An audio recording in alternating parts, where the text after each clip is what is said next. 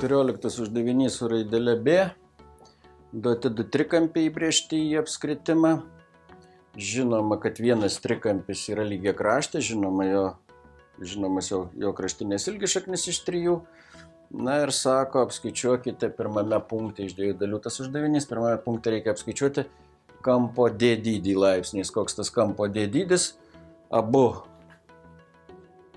kampai, kuriuos aš dabar pažymėjau tais lankeliais, remiasi į tą patį lanką, yra įbrėžtiniai kampai ir žinome, kad kampai, kurie remiasi į tą patį lanką, yra vienodo dydžio.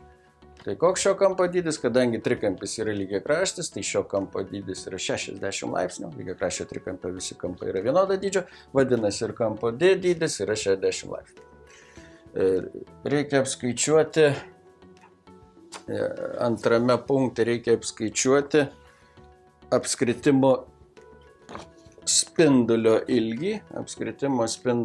Štai šio pavaizduoto apskritimo spindulio ilgį, kai žinome, kad to lygiakraščio trikampio kraštinė yra šaknis iš 3. Na, čia įvairiai tą uždavinį galime spręsti ilgai, greitai, trumpai ir visaip kitaip. Yra netgi formulių lapuose parašyta tokia formulė, kad šitaip ją rašau. Kraštinės A trikampio kraštinės A ilgį padalyja iš sinus kampo prieš tą kraštinę, pažymėsiu raidę alfa, gauname dvigubą apibrėžtinio apskritimo spindulio ilgį. To, kurio mūsų ir prašo uždavinys. Na, tai čia jeigu vietoje A įsirašom šaknis iš 3, tas mūsų AB, sinus alfa yra sinus 60 yra šaknis iš 3 padalyta iš 2, tai parašau, yra 2R. Na ir iš čia nesunkiai gauna, čia šaknis iš 3 susiprastina, apsiverčia 2 įskaitikliai, 2 lygu 2R ir iš čia gaunam, kad R lygu 1, atsakymas R lygu 1. Kaip dar buvo galima šitą uždavinį spręsti?